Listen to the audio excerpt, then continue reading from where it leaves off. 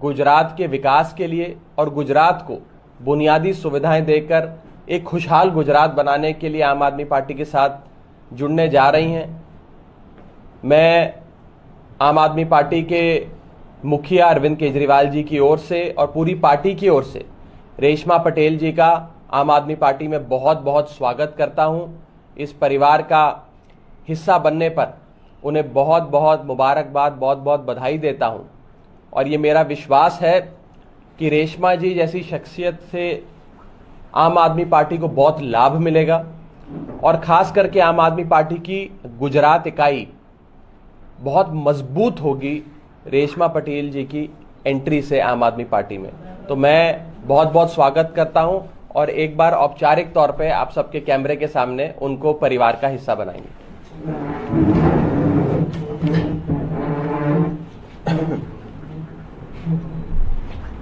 तो बहुत बहुत स्वागत। धन्यवाद सर, धन्यवाद।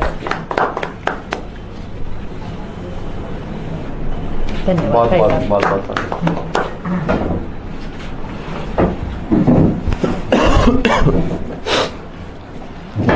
इससे पहले कि मैं मंच रेशमा जी को दूं, एक महत्वपूर्ण घटना कल हुई है जिसके बारे में मैं आप सबसे सारी जानकारी साझा करना चाहता हूं।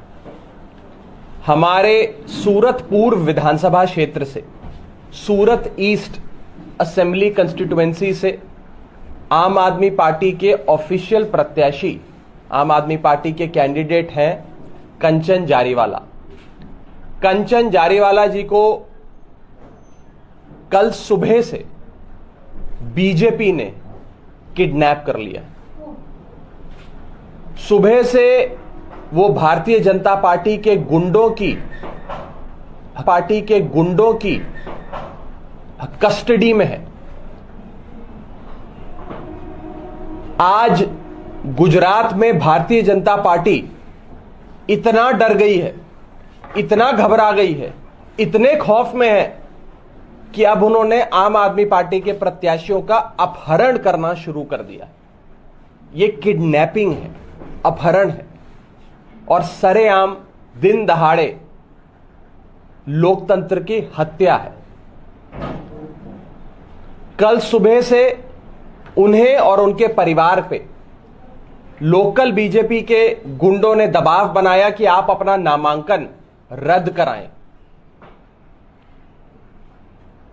कल स्क्रूटनी का आखिरी दिन था, यानी कि जो नॉमिनेशन के कागज इलेक्शन कमीशन में जमा होते हैं, आप अपने नामांकन के कागज जमा कराते हैं, उन कागजों में कोई गलती या कोई 19-20 ना हो, गड़बड़ी ना हो, यह स्क्रूटनी वाले दिन इलेक्शन कमीशन देखता है। रिटर्निंग ऑफिसर साहब खुद चेक करते हैं।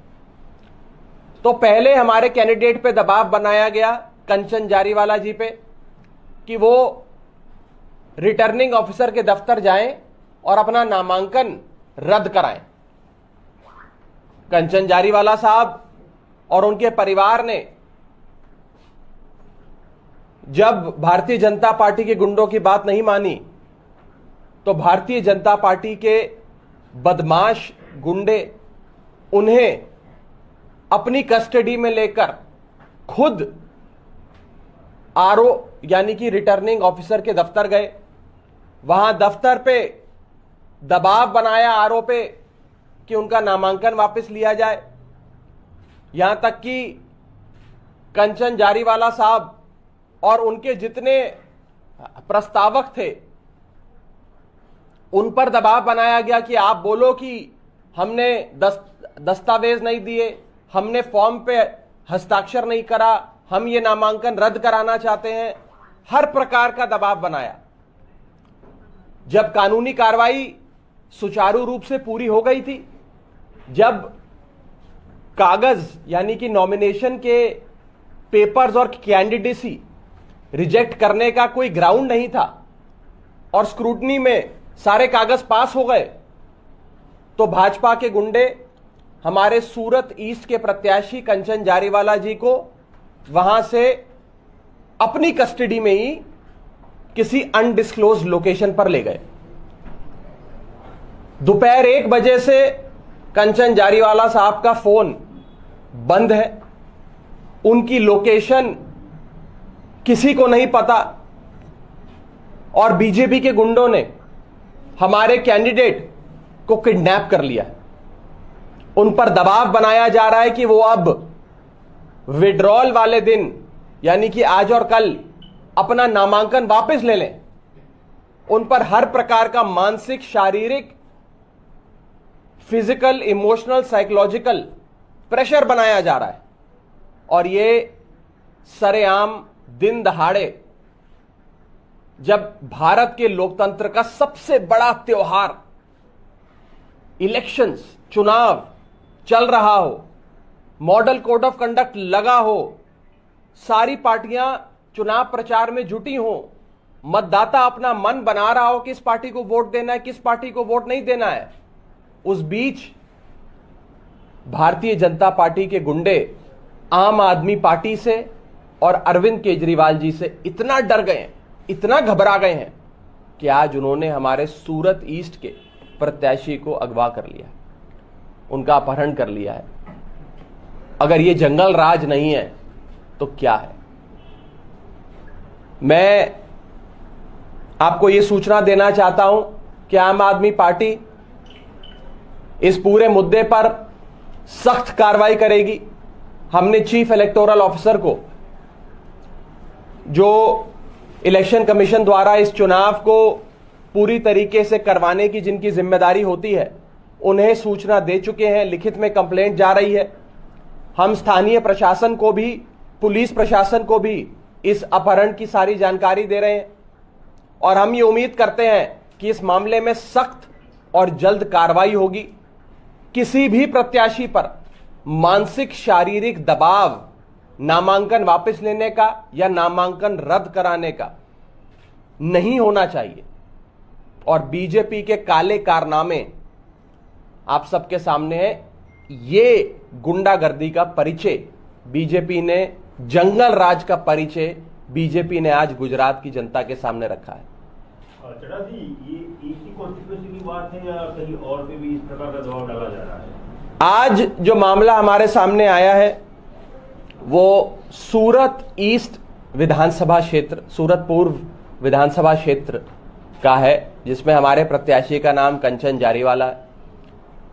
और केवल कंचन जारीवाला साहब पर ही नहीं, उनके पूरे परिवार पर, उनके भाई भाभी जो उनके प्रस्तावक थे, उन पर भी दबाव बनाया जा रहा है कि आप भी इलेक्शन कमीशन में जाकर एफिडेविट दें कि हमने तो कोई प्रस्तावक बनकर हस्ताक्षर नहीं करे, इनका नामांकन रद्द किया जाए। उनका घर दोपहर बाद से बंद है, घर पे मोटा ताला लगा हुआ है। उनके जो ठिकाने हैं, दफ्तर है, जहां वो मिलते हैं लोगों से, जहां बैठते हैं, वो सारी जगहों से कंचन जारीवाला साहब लापता हैं। और बीजेपी के गुंडों ने उन्हें किसी अनडिस्क्लोज्ड, अज्ञात लोकेशन पे रखा हुआ है। वो इस समय बीजेपी की कस्टडी में है।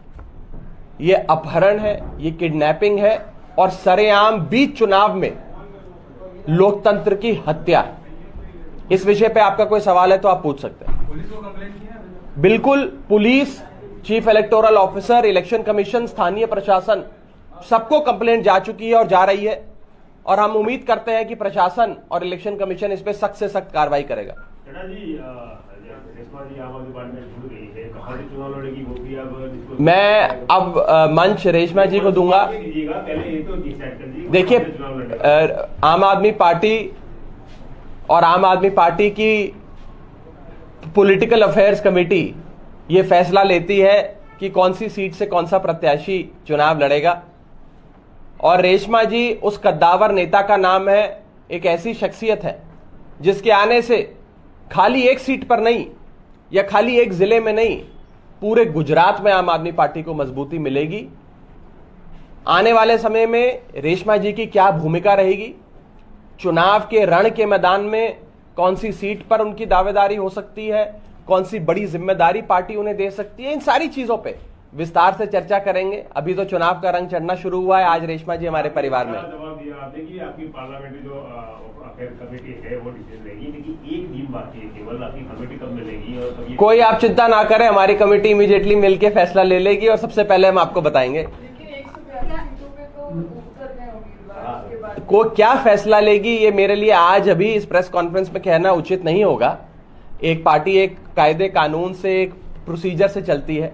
मैं मंच रेशमा जी को सौंपूंगा और उनसे यही विनती करूंगा कि वो बताएं कि क्या आम आदमी पार्टी में उन्हें ऐसा दिखा जो आज उन्होंने अपने सालों का एक बंधन जो था, एक सामाजिक कार्य और राजनीतिक कार्य की जो पूंजी थी, वो सारी लेकर वो आम आदमी पार्टी में आज शामिल हो रही हैं। Over to you Reshma ji.